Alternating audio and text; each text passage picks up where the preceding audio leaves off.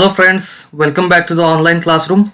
Today we are going to see the simulation practical for single stage CE amplifier. So this is the simulation software Proteus 8 Professional Schematic Capture. So using this software you can simulate different electronic devices like that they would behave in real time environment. So simulation means what? To use or to operate the different electronic devices the way they behave in real time environment. So this simulation software gives a real time environment in your computers, or maybe might be there are mobile versions also there. So the computer version is good for our understanding. So so as you all know, simulation, so it gives real time environment means what? Suppose a resistor is there. So what resistor does? So it opposes the flow of current. Okay, so in real time environment means what? When you connect a resistor in a real time circuit, then it will oppose a current. Okay, and some voltage will be voltage drop will be there across the resistor. So in this simulation, so if we take a resistor, then in simulation also it will oppose the current and some voltage drop will be there across the resistor. So the resistor will act as a real time. So it will act as a whatever process it does or performance it does in real time, it will work as a here also in simulation. So we'll go to the our first lab in the simulation, that is common emitter single stage common emitter amplifier. So for that have some we'll add some devices to our device list. So there are a lot many devices are present here. First we'll add, so here you can see there is different interfaces there. So first when you click here, so these are the component mode. So you go on that component mode, then just by press click on this P button.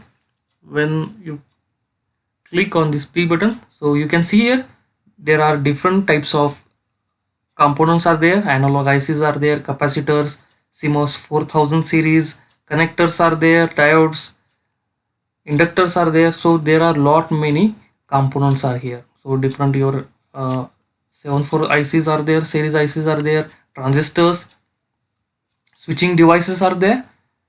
So what we need a transistor. So we'll click on this transistor, and then we click on this bipolar junction transistor. So here you get different kinds of transistors. So up, so we have to search our transistor. So without wasting any time, I will directly show you how to get a desired component directly. So I'll just deselect all of this, so all categories, and just in this search keywords menu I have to search.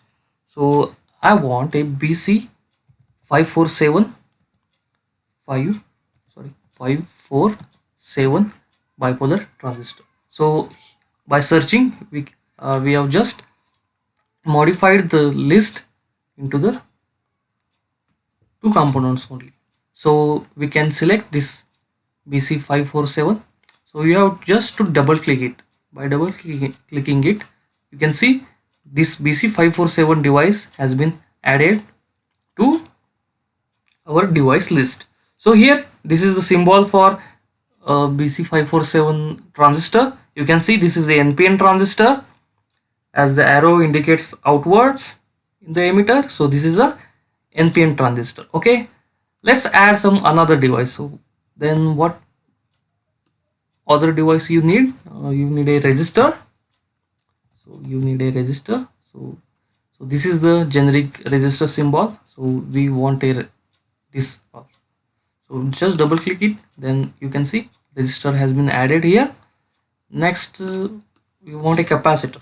So we'll just search at keywords CAP capacitor.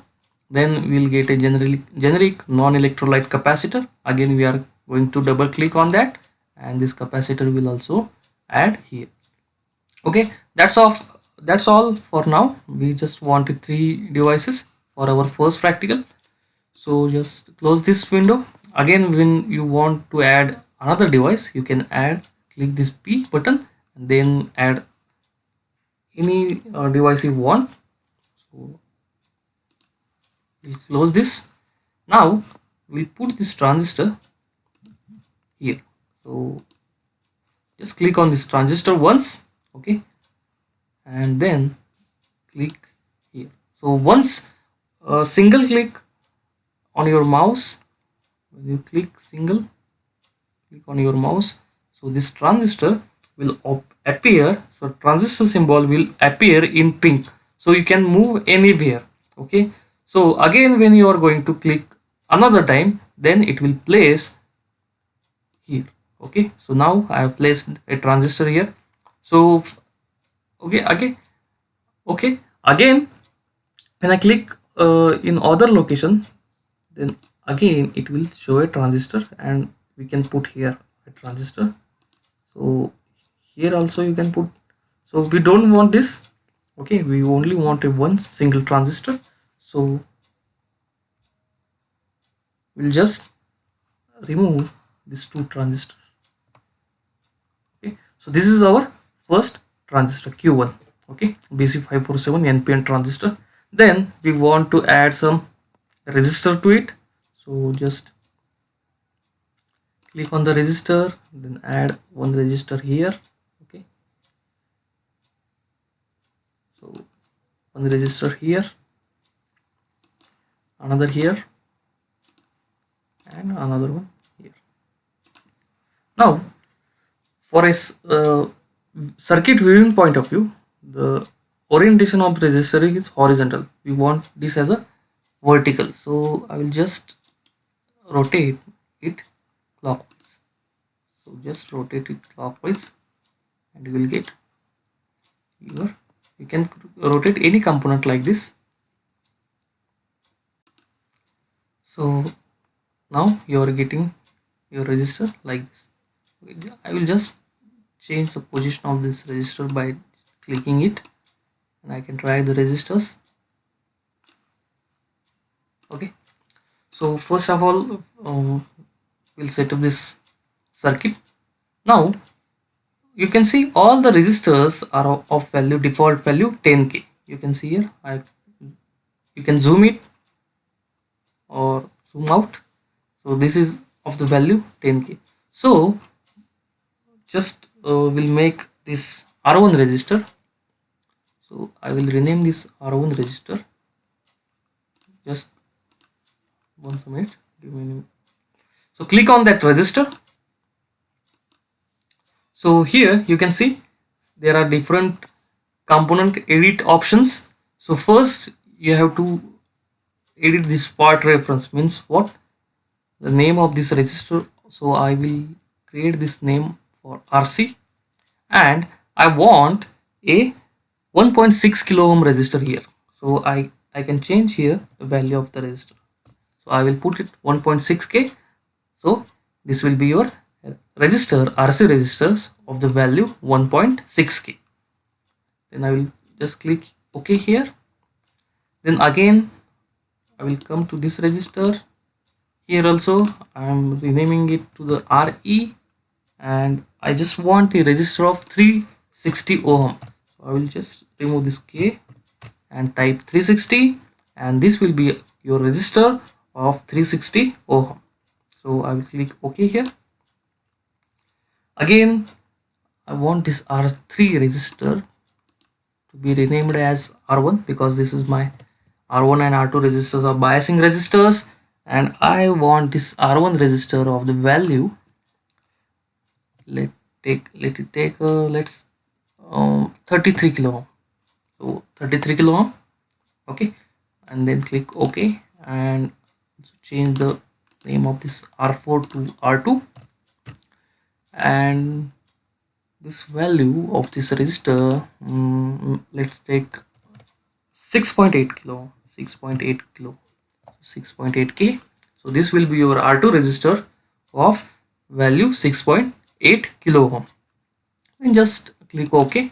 Now we have connected, we have just placed our resistors and transistor in our location, different locations. So now we want to connect it. So we will just connect it. So you can see here, when I take this cursor to any one of the terminals, maybe transistor, so cursor, the pencil becomes green and a red square appears at the terminal of the transistor or any device. Let's see here also, this cursor will become green and the red square appears at the terminal of resistor. So at any terminal you can connect. So to connect wires between any devices or any terminals, you have to just go there and you can click one time only. So when I click one time, you can see I just clicked one time and you can see there is a wire connections from that transistor.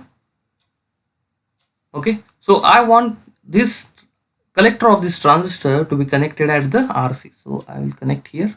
Okay, so going here at this terminal also, you have to just click one time, single time. So by clicking single time, it will connect R1 and R2. Here you can see the link between RC, or sorry, collector and your RC resistor. So again you can connect here also like that. So from R1 to R2, from R2 to, okay, and from RC to R1. So these are the connections. Okay, so now what you have to do, that base of the transistor should be connected to both the connection between R1 and R2. Here you have to connect a line here, because here you want to give a input to base of the transistor. So as of now we have got biasing resistors, collector load, emitter resistor and transistor. The next thing we'll require is a capacitor. So we'll just select a capacitor here and we need a 3 capacitors, one at the input side, one at the output side and one at the here at the emitter side. So I will just rotate this capacitor and connect this capacitor here. So I will just connect this input capacitor here and this output capacitor to collector. Okay,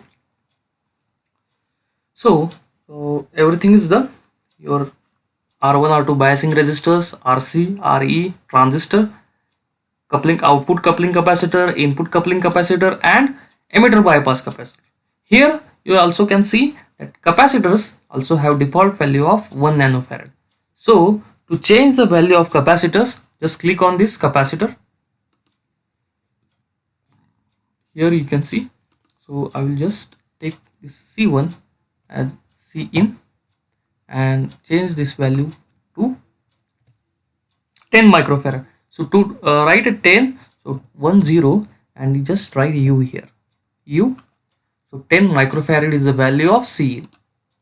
Again, the value of C out, just double click here and value of, change the name to C out.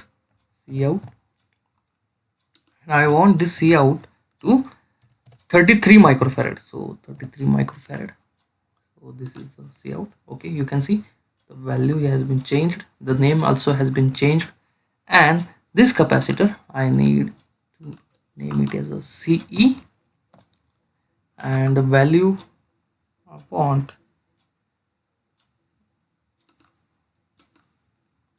$220 microfarad. So 220 microfarad is the value. Okay, so you can see here all the values we have changed, all the names we have changed. Now we have to give the input and collect the output. So before that we have to just give the VCC. So you need a DC supply. So just I will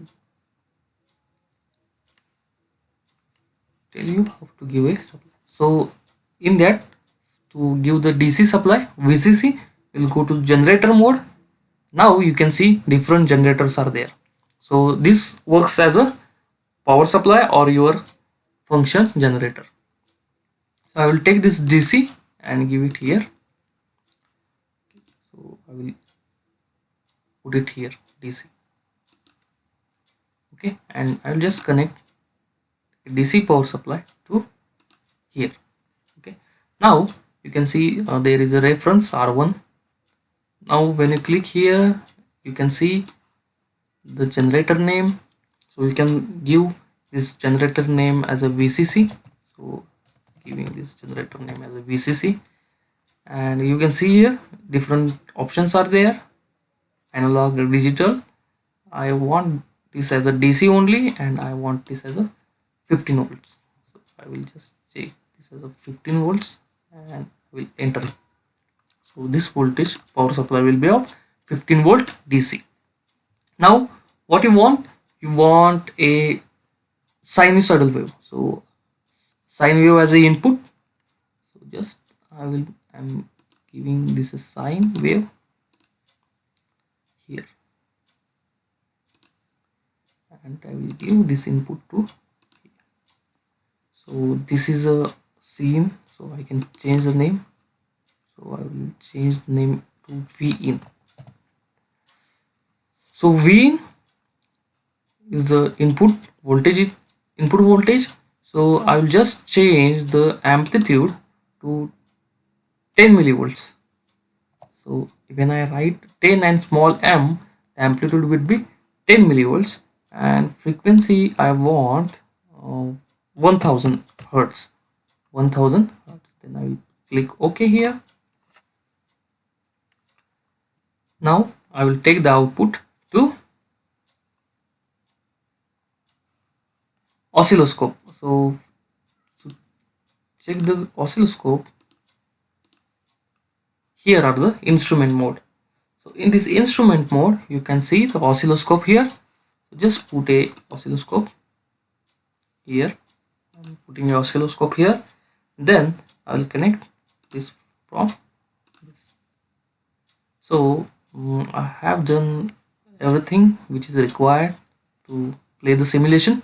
So now we'll just play the simulation. So by playing the simulation, actually we are not getting any output, so this yellow output must be on before playing. I'll stop this. So there are some errors, so we'll just remove the any errors from this side. So for there is no error, let me check with our power supply. So again we'll going to play.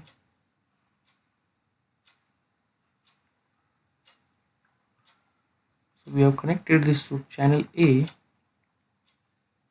and it is not giving any supply. So we just stop here.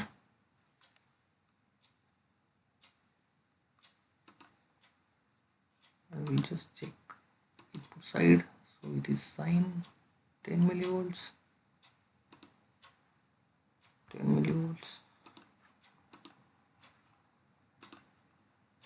6.8.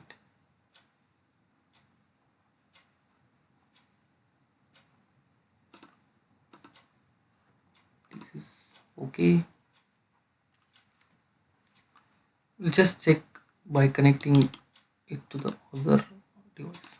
So we'll just play and check channel 2 here also.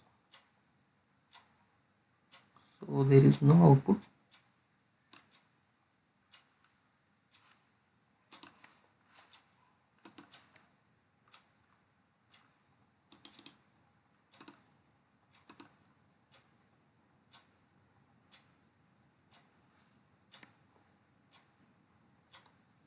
what may be problem here? Just check. Let me check. There is a DC here. There is a V in here. RC is there. RM is there. Oh, so you can see we have forgot to give a ground here. So that is why we are getting a problem. So this is the very important thing. So again go to the generator mode. So before going to generator mode,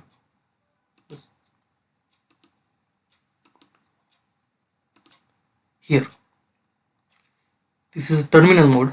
So in the terminal mode you can see ground here. Just give a ground. Now just connect a ground here. So now we'll play and you're getting your output. So do you understood? So ground is very important part. Okay, so just don't forget to give a ground to it, your circuit. Okay, so this is your output voltage and you can measure the output voltage. So you can see it is almost more than 2 volts. So just we don't have some time to measure this. Okay, so just stop this and I can show the other method to measure the output. Okay, so I'll just put this circuit here, and then to measure the output in analogous mode, so just go to the probe mode, and this we are dealing with the voltage. So I just need to connect 2 probes, one probe here and another probe here. I'll just change probe.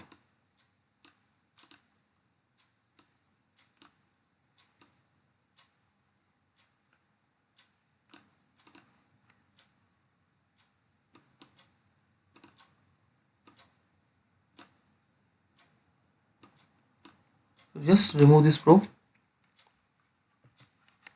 and put another probe here. Okay, so it comes out to be C out 2 because the reference is C, this C out. Okay, this reference point is C in. So these are the probes. Then what to do? Just go in the graph mode. So here is the graph mode. You can see graph mode, and then you can see the different graphs over here. So you just need a analog graph. So we will keep this circuit aside and we'll draw a analogous graph here. Analog graph. So I'm drawing 2 graphs. So this is first.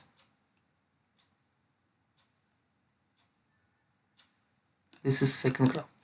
Okay, so analog graph, you have to draw analog graphs. Then simply we have to check the input and output of our circuit. Then you just click on this probe and just drag this probe here. Okay, so this is your input and I want this graph as an output. Then just click on this probe and just drag this probe here. So we'll get to your output, and just right click on this graph and click on the simulate graph. So after clicking on the simulate graph, you'll see there is a green color over everywhere in this graph. So I will show you how to check whether our graph is working properly or not. So just double click on that graph or single click and you are seeing different options over here. So just there is a start time of 0 and stop time of 1. So this time is in seconds. So our frequency analysis is in milli or microseconds. That is why it is showing a green color there. So I will just change this stop time to 5 milliseconds to 5 m, small m, and you have to keep it. Click OK here. Now you can see there is a sine wave coming, very nice and good looking. Okay, so this is the sine wave. Now again here, when you click on the similar graph, then also it will show you a green light because there is a time base. This is just like time base voltage, time per division knob you are working on your CRO. So when you change the knob, you will get a different time scales on your CRO. So I will just change it to the 5 milliseconds. 5 milliseconds. Now you can see the frequency is same for both the signals, but you can see I will just zoom it here. Okay, so the frequency is same for both the waveforms. This is the input waveform, this is the output waveform. Okay, but the amplitude is changed. See here the maximum amplitude is 10 milli. Here you can see, I can again. So this is the maximum amplitude 10 millivolts. So we have given the input 10 millivolts. What we are getting, see here in this graph, you can see we are getting more than 2 volts. See here we are getting more than 2 volts. So we can say that our input signal has been amplified very efficiently. When you are giving a input voltage of 10 millivolts and you are getting output voltage of 2 volts, then you can see you are just getting your voltage gain as high as 200, because 10 milli into 200 is 2 volts. So voltage gain is 200. Then again you can see there is a signal starting from this and going in positive direction, and this is the input, and that output side the signal is starting from 0 and it is going in negative direction. So you can see that in single stage C amplifier, you all know that there is a 180-degree phase shift between input and output. So here you can see there is a 180-degree phase shift. Means what? Whatever the signal at the output side should start at this stage and your positive cycle has to be came first. But this is 0 to pi, that is 180-degree phase shift is there. That is why your actual signal of the output is started from here, not from here. Okay, you can see the mouse cursor here. So your signal at the output side has been started from this point. So it will go in the negative direction. So there is a 180-degree phase shift between input and output. So this is your input and output.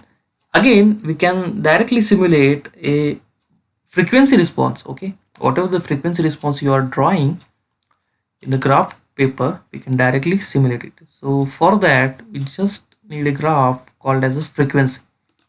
So here you can see the graph called as a frequency, and I will just draw a graph here. Okay, so just this much is better. Okay, so this is the graph called as a frequency. Now for that you need a frequency response. From what we get frequency response? From the voltage gain. And how to calculate a voltage gain?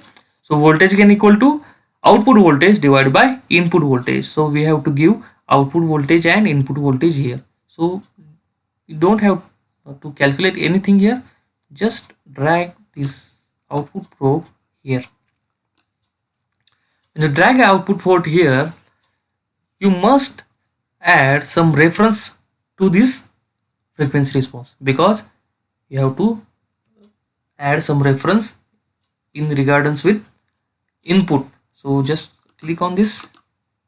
Here you can see frequency response, graph title is there. So here you can see the reference. I can show you. So reference, which reference you want, because so when you click here, you can see a VCC reference is there. So Apart from output voltage, there are only two voltages present. One is the input voltage and another is VCC voltage. So what we want a input voltage V in as a reference. So with in reference to the V in, what frequency response we are getting at this C out probe. See here, it is only a probe, so V out we are getting here. So my start frequency will be 1 hertz and my stop frequency will be 1 gigahertz. Okay, the intervals will be same, decades, and number of step per interval will be also same, that is 10. So I will click to OK. Then I will just right click it and I will click on the simulate graph. Okay, so you can see here, so you can see the graph of the voltage response, it's frequency response is the same as you calculate or draw in your manuals or your graph papers. So this is the frequency response you are getting from this single stage C amplifier. See here, for low frequency there is a very low frequency response, and for high frequency there is a constant. So for this middle frequencies, I think from 100 hertz to something like 1 megahertz, you are getting a constant output voltage. So from that you can also calculate bandwidth and other stuff. So I hope this all the practicals regarding Proteus and single stage CA amplifier simulation is clear to you. I hope you all enjoyed the video. Thank you for watching the video.